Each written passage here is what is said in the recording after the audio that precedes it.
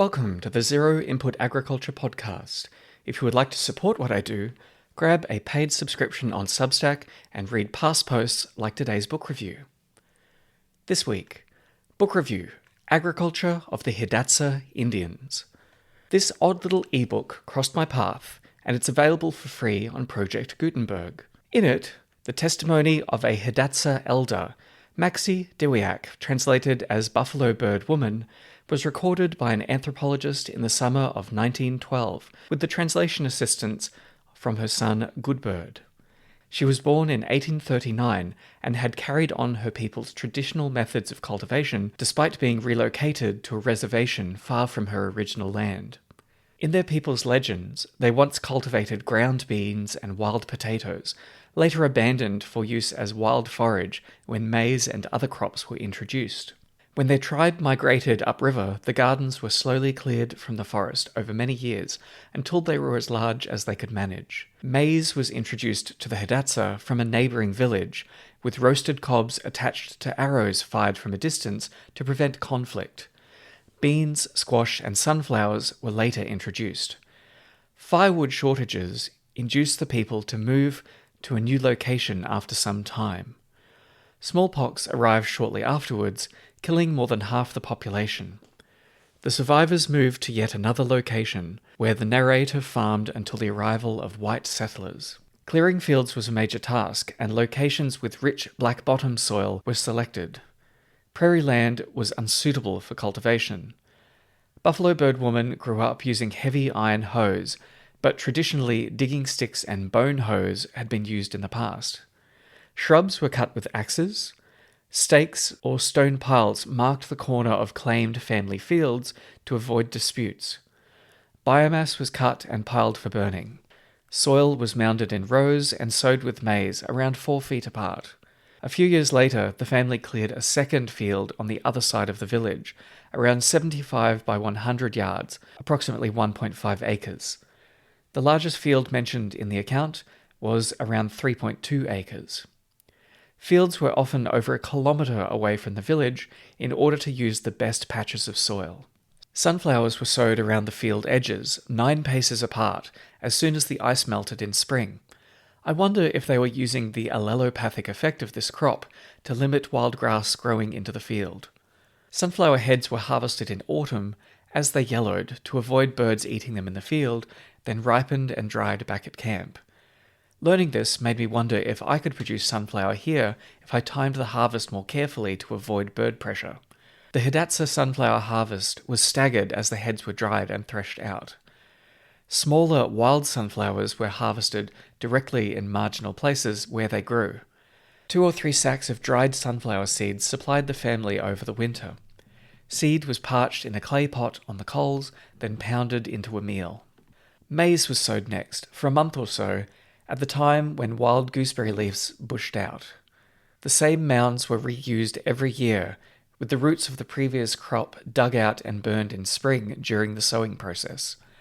A shallow depression was scraped out of the hilltop, then an array of corn seeds planted to create a carefully spaced clump of plants. Later, as the corn grew, the surrounding space was hoed to supply soil to the mounds. Maize grown with mounds too close together produced small, underdeveloped crops. A morning's work would involve planting over 200 such mounds. Late-season maize was sowed in water before sowing. Beans were then sowed in smaller mounds in rows which alternated between the maize rows. Larger rows of squash were sowed between blocks of maize and beans. As the corn grew, daily hoeing kept the weeds in check and built up the mounds, with hand weeding on the mounds themselves. Weeds were left on the ground to die. Weed pressure got worse when introduced European species arrived, and horse manure was tried and abandoned since it introduced even more weeds. When the corn was 8 inches high, weeding usually stopped. Hilling recommenced when the maize flowered. Seed-producing weeds were carried off the field at this stage. Crows and magpies pulled up maize seedlings, which needed resowing, so they built scarecrows. A raised platform was built to watch the crop from while the cobs were maturing. Booths were built for cooking green corn, shelters built from bent willow branches. Green corn was picked based on the external characteristics, which the younger farmers forgot how to apply, so they opened cobs that were immature and wasted them. Note that I am going through a similar process, learning to pick fully mature cobs as soon as possible to minimize losses to birds and vermin. Ripe corn was harvested, leaving the stalks in place. Husking feasts relied on seasonal hunted meat to gift the workers. A family often took 3 days to husk all their corn. Youngsters used this season to spend their time with their sweethearts. The best cobs were braided to save for sowing seed, with rounded seed from the middle of the cob sowed next spring. Saved seed would germinate well for 2 years, but be dead by the 4th year. The Hidatsa always saved enough seed for 2 years' worth of sowing in case of crop failure. Surplus seed could be sold to less organized families. Any immature cobs were eaten immediately. Smaller ears were carried home in baskets to be dried and threshed. Wooden flails were used to thresh the maize seed inside a small booth lined with buffalo skin to catch the flying seed. A pile of cobs about 5 feet high was processed each day for many days.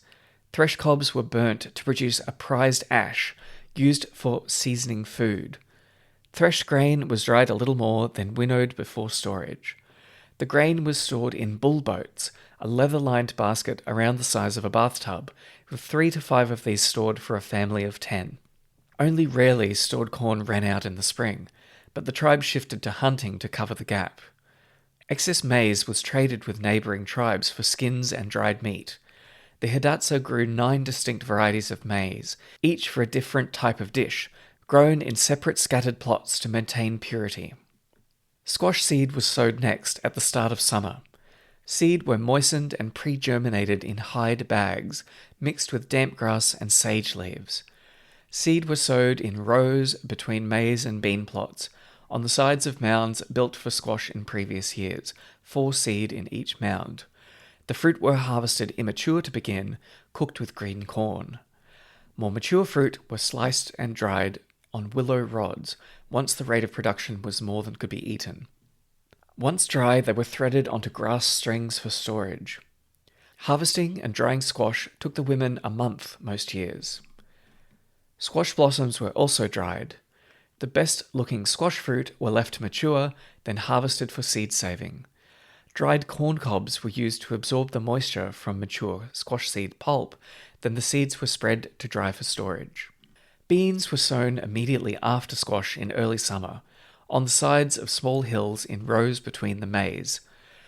The crops were harvested in fall when the pods were mostly dried, with the vines pulled and dried for a few more days in the field if the weather was damp. Beans were threshed on the edge of field by trampling on a hide. The threshed vines got a final beating with sticks to break lingering pods. Beans were then winnowed, carried home, and dried before storage. Bean harvests varied a lot year to year, from half a sack to 3 barrels full.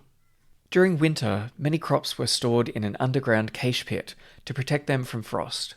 The mouth was up to 2 feet wide, and the chamber grew wider with depth, up to a few meters deep in large ones, necessitating the use of a ladder.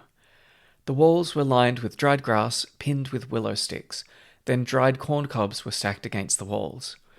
The floor was dry willow sticks covered with a hide, and the lid covered carefully with earth to hide the cache from opportunists who might enter the summer village when the tribe was living away in their winter village.